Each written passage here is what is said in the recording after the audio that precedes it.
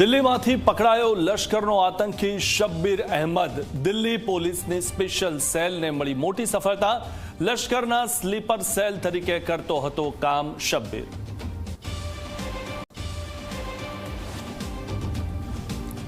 દેશમાં cyber fraud પર સરકારનો પ્રહાર। અલગ અલગ 87,000થી વધુ વોટ્સએપ એકાઉન્ટ બંધ કરાયા।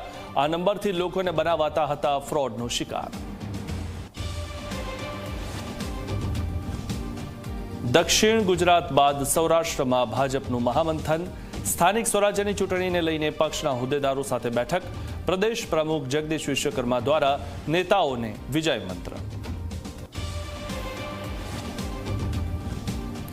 સુરતમાં પોલીસના વેશમાં હની ટ્રેપનો શિકાર બનાવતી ટોળકીનો પર્દાફાશ। 2 યુવતી સહિત કુલ 5 આરોપીઓની કરાઈ ધરપકડ। યુવાનને ફસાવીને 5 લાખ પડાવવાનું ષડયંત્ર રચ્યું હતું।